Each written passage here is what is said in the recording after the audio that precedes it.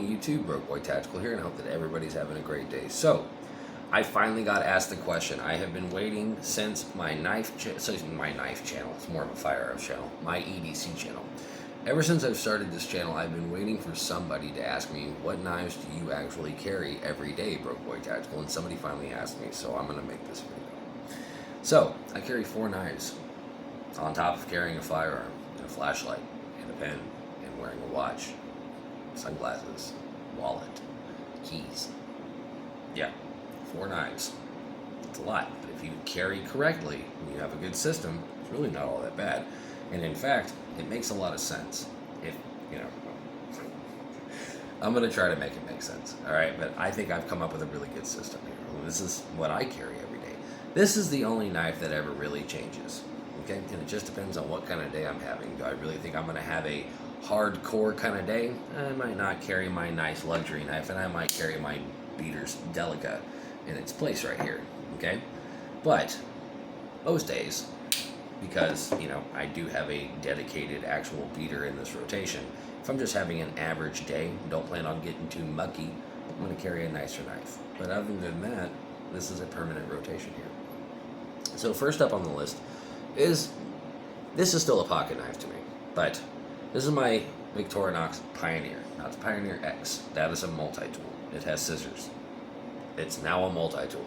It's also a 3-layer, which makes it, kind of cumbersome and a pain in the butt to carry. And if I'm going to carry something like that, that's probably all I'm going to carry in my pocket, considering it doesn't even have a pocket clip. This still slips into the back pocket quite nice and still makes a really nice traditional back pocket knife and nice little slip joint. And what's great about these is that they're great public knives, meaning that I can, no matter really where I am, if I pull this knife out, even if this does catch somebody's attention, this symbol alone, people know, oh, Swiss Army knife. They're going to see this and go, oh, okay, well, that's like granddad's knife. Nothing really to be scared of there, and there really isn't. It's a traditional slip joint, but what's great about it is that you still have, a pretty, not a wide array, but a still decent selection of tools on this one. You do have a nice little reamer, no awl, but you do have a nice little reamer, very nice and pokey. And you do have your standard can opener, bottle opener affair with your, large flathead that I think also makes a great pry bar, wire stripper on that. And not only do you have your can opener on this side, but you also have a smaller flathead that also doubles as a Phillips, and it works quite well. I put my daughter's bed together with this knife. I love this knife. Let me show you guys. I actually have quite a little bit of wear on this guy. I use the hell out of this knife. This is my dedicated beater knife. It's a great loaner knife. This one's $50. It's not the cheapest, but it's mainly a secondary knife anyway, and more of a multi-tool. So if I did loan this to somebody and they dropped it and broke the tip, big deal. If I did want to get another one, I can just easily replace it. This one's a Knife Center exclusive, but just getting an A-Locks Pioneer, absolutely. A lot of people like the Cadet. There's something, I don't know. I mean, the Cadet's fine. It's the file that really throws me off. Even the old school one with the better metal file on it, I don't really need a file. The awl makes more sense to me. So the Pioneer is just more substantial. And the A-Locks, Victorinox just make more sense. The tools are more robust. The knife is more robust. It's all the same materials. It just seems to be a little bit better made. Better detents and lockups. So I like it. Definitely can't go wrong. So I carry that with me every day. Next up, let's get this. I know you guys are probably looking at this. This is, if you're not familiar with any sort of weaponry or anything, there is I can't remember his name. There's a guy who invented this blade called the Colonel, and it disappeared forever. And if you're looking for that knife, it's back. It's just under a different name. It still has the same serial number, right there, same patent, same everything, same designer, almost the exact same materials. It's just now called Regiment.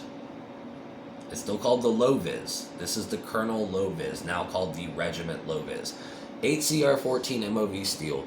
But guys, I'm going to tell you something. This is a perfect example of when a crap steel is done right. I mean, look at those lines. I mean, and if you know anything about knives, that is some really nice attention to detail right there. It is a single edge, but I'm going to tell you this right now. This has very decent cutting geometry.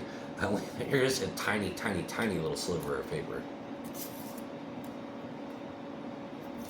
Well, of course that's not working, but I'm going to try. already started. There you go. Yeah, I mean, it does cut. It really does. It's not just a pokey knife, but it's designed to be carried as if you're appendix carrying a firearm. If you're ever in a situation where you just cannot carry a firearm, this is a great knife to carry, and I'll show you. You don't even need a belt. You just clip it in right there. You let it drop. It conceals perfectly. If you ever did need it, pull it right out and you're ready to go. And if you didn't notice, the ergonomics of this knife, it's just like a firearm. That's not an accident. It's a great punch dagger. It's very intuitive. If you know how to throw a punch, you know how to use this knife. You don't need any sort of specialized knife bullshito to use this. If you know how to throw a punch effectively and you know how to guard and you know how to defend yourself, this can be a very good tool. It's got a really good guard. You've got a nice non-lethal strike back here. You have options with this knife. You really do. This is a great tool. Absolutely. It costs you about $100. But yeah, the materials. It's done right, I'm telling you. It's heat treated properly. I've honed this and put my own edge on there. This is a really well done knife. Like I said, it is a single edge, but I dare to say, if you did want to, I wouldn't recommend it because you could slip up right here, but this is thin enough where you could sharpen it if you want to, but it doesn't really need it. It's got excellent piercing capabilities.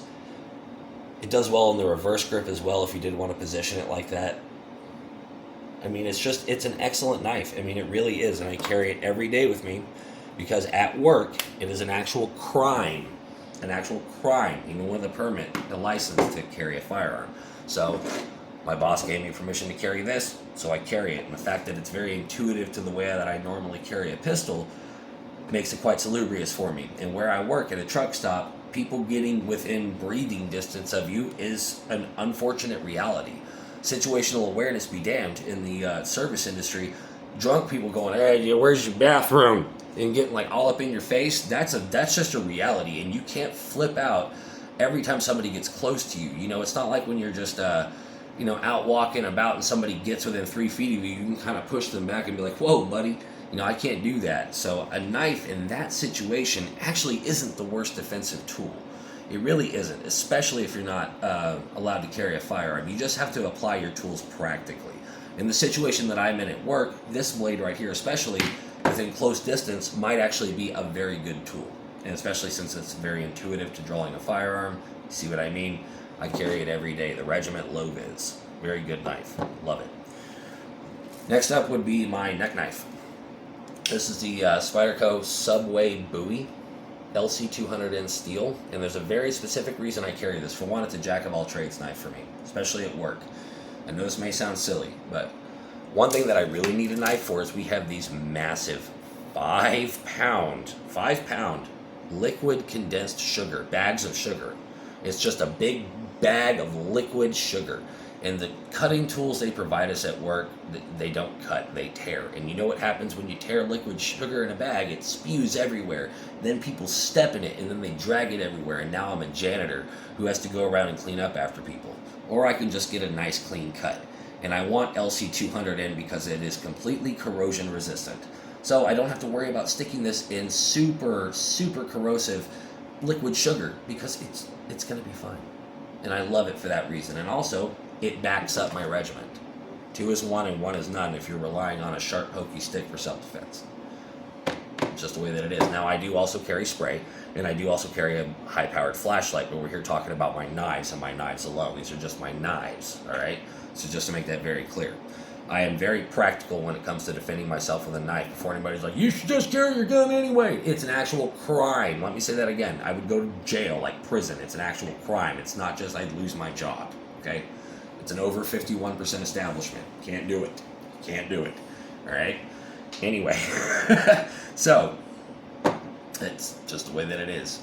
Like I said, when people are getting all up in your face all day, if somebody does attack you, they're probably going to be really close to you. Like I said, knives actually, if properly trained and you know how to use them, these aren't the worst tools. This is designed by Fred Perrin, and it is technically a self-defense knife. It's just, in my opinion, it makes a really good EDC knife as well, so why not carry it? It's around the neck, it's concealed, it stays there all day, and it's not in the way, and it just comes in handy too much. It really does. So, Spyderco Subway Bowie. LC200 and carry it every day. Next up, this is, like I said, it's the only one that'll change. Lately, it has been my Kaiser Sheepdog Mini with the Raffier Noble Scales and CPM S35VN with the titanium pocket clip. I'm in love with this knife. Look at this action. Oh, especially when you guys find out how much I paid for this knife. This is a $170 knife. You can find it on sale right now at Blade HQ for $128. I picked mine up on Amazon from the Kaiser store for $53.99. Let me repeat the materials. CPM S35VN, Raffier Noble Scales, titanium pocket clip, and that insane action for $53.99. Yeah, I don't mind carrying this little gem of a beauty of like a premium knife around and treating it like a beater at that price. I'll use this knife, absolutely. But I also carry it because it brings me joy.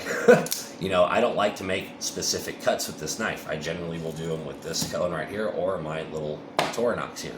This is my little special knife. You know, that's either I pull it out just for me when I want to use it and enjoy it, or, you know, it's just a quick cut and I don't really want to whip out a super black tactical knife. Again, you have to think about what's appropriate. This is beautiful. You do whip this out. You know, it's more of a conversation piece than it is, you know, oh, weapon, and also this sheep's foot blade. You get my point? I love the Sheepdog Mini. And this is what I carry every single day. These are the knives that I carry. So I hope that was, you know, at least informative. Somebody asked me what knives I carry every day, and I know it can seem excessive, but there is a purpose for each one of these. This is a one-and-done knife. This is not a utility knife, so it's not meant to have the best cutting geometry. It's not meant to have a crazy super seal. It doesn't need it. I should never have to draw this knife, and if I do, it'll probably be confiscated. You have to think about that, so it doesn't need to be anything crazy.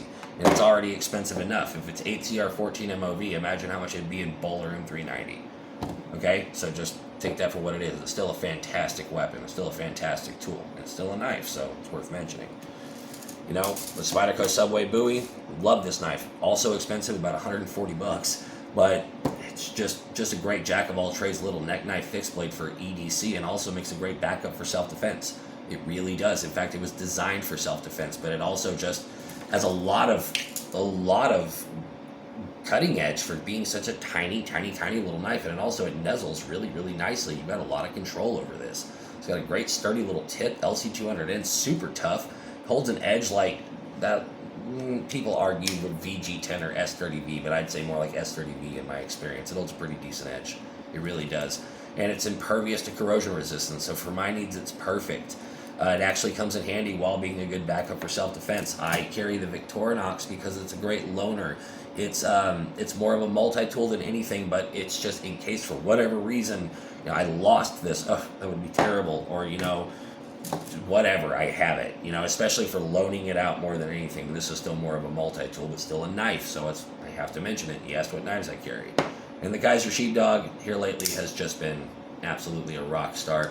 But like I said, on the days where it's like, oh, I'm going to be super mucky or I'm going to be outside all day, I don't want to ruin a beautiful knife, I will just probably throw in the Spyderco Delica or maybe the Kershaw Iridium. I haven't really started carrying it yet, but I'm really looking forward to it. So those are the knives that I carry. This is the setup right here. What do you guys think of my knives? See you next time.